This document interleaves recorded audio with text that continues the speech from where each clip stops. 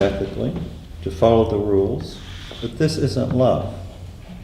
You may be generous out of guilt for all the crimes you've committed in the service of your success, but this will never salve your conscience or make you happy. The happiness we seek derives from loving the life that we're living, the pastimes we enjoy, the friendships we commit to, the work we find rewarding, and most of all, the people we adore. There is nothing in life more rewarding than the relationships we call friends, lovers, children, colleagues, the very people in our lives with whom we choose to share intimacy. So where does this leave us? If enduring love is predicated on our capacity for caritas, then it isn't simply a question of finding the right person to be with. Erotic love requires the happenstance of finding someone who triggers that recognition of this or that trait that we unconsciously associate with an early love object. Obviously, luck plays a role in this. It's a matter of chance, for example, that the two of us meet, and that our projections prove compatible. But once this happens, nothing will come of that union without a well-developed capacity for selflessness, the polar opposite of erotic, narcissistic self-interest. How can we develop this capacity if we haven't already? The answer? Through inner work, psychotherapy, psychoanalysis, or whatever mode of therapy you trust. This can take a long time. Some of us may pursue spiritual practices, and others will entertain uncommon forms of therapeutic engagement. If we're lucky and determined, any one of us can achieve this goal. All it takes is overcoming the self-absorption that we've been committed to all our lives. This takes courage, which you no doubt know means open-heartedness. How do you open your heart when it's been closed for so long?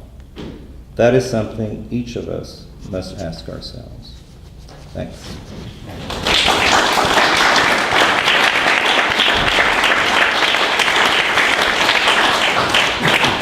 Well, I'm sure that Mike's paper spoke to each of us individually in many, many ways, and we could have a discussion that could last for a long, long time. But unfortunately, we've got a half an hour, so let's get going.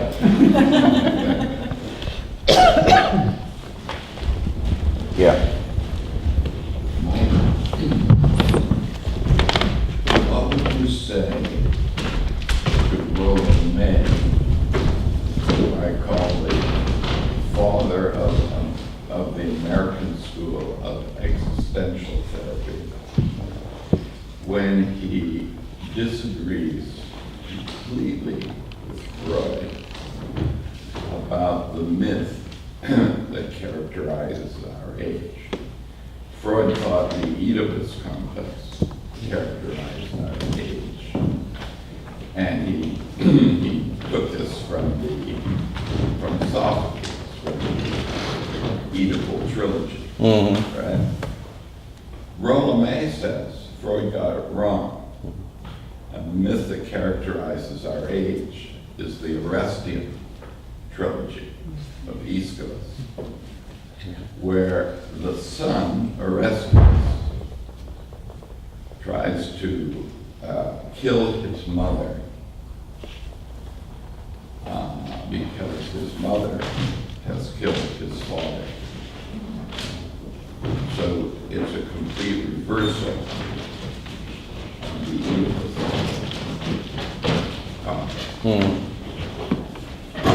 What would I say to that? Well, first of all, Freud didn't base his theory of the Oedipus complex on Sophocles. Okay. He simply borrowed that analogy. In fact, Freud originally referred to it as the father complex. he says very little about the Oedipus complex. Freud came to that conclusion from observing his own children, his grandchildren, phenomenologically. That's where I got it, Right. from my own observation of my children and grandchildren. Okay, dude. So it's got nothing to do with mythology.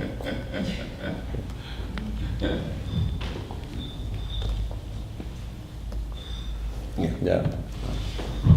Michael, thank you again so much. It's just amazing.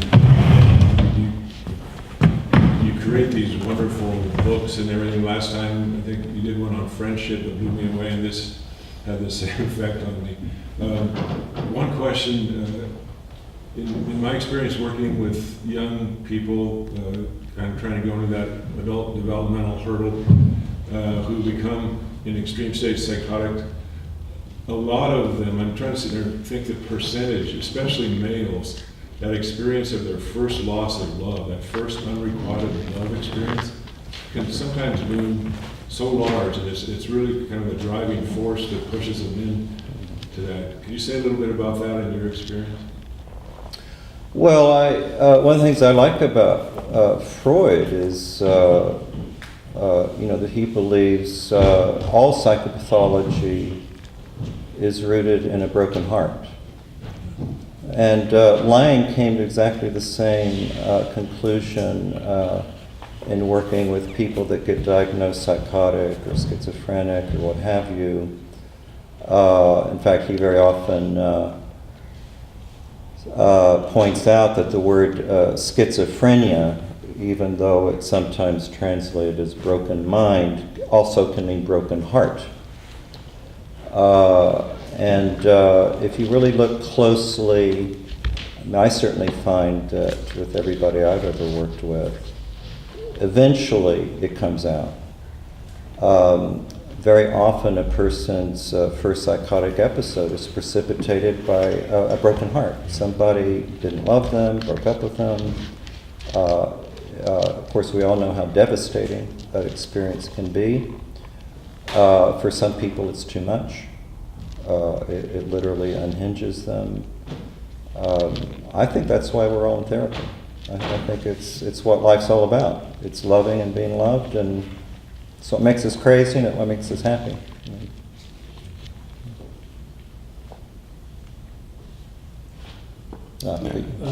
When you talked about the characteristics or conditions of falling in love, and you mentioned happiness, intense happiness as the third. And towards the end of your talk, you said happiness, true happiness, is only possible through caritas. So how do you square that? Is the erotic happiness a different kind? Are there two different kinds of happiness? Well, I'm going beyond Freud with that. I think for Freud, happiness was basically the erotic component. That we all want to come back to that connection with the mother. And, Freud talks about what a pastor friend of his termed the oceanic experience. This feeling being connected with everything. Very often on LSD, people have that experience, just being really connected with the whole universe, this loving feeling. And Freud thought that was really a recapitulation of that erotic connection with the mother that we're always seeking to refine. But I think that's very limited. I don't think that you can say that lasted genuine happiness or lasting happiness, and Freud admits that. That's why Freud says there's something tragic about happiness. You can't hold on to it. But I think you have to look at it in the context of caritas, and it's a commingling. And that's in all of us. I mean, Freud just doesn't make that distinction. For him, love is basically erotic. And he doesn't really talk explicitly about philia or agape. It's implied, I think, in Freud. I think that he sees the the objective of psychotherapy or psychoanalysis as achieving some level of caritas, of acceptance, of limitations, this loss of craving and attachment. But he doesn't go there in an explicit way. Yeah, Michael, I have a question. Trying to understand what you were saying about narcissism. Whether you seem to be saying narcissism is inevitable and normal and natural. But it seems to me there are two kinds of narcissism. I mean, Narcissus was a guy who fell in love with his mirror image and not anybody else. It was a problem. And it's true that, obviously true that if you can't love yourself, how can you love somebody else? I think we shouldn't call that narcissism. It's not a distortion, it's natural, it's inevitable. It's inevitable. If you can't love yourself, you can't develop that love with somebody else. You're always like looking over your own shoulder. Yes, Does that make yes. sense? Well, again, just like Oedipus, that's just taking this mythological character because of one piece of it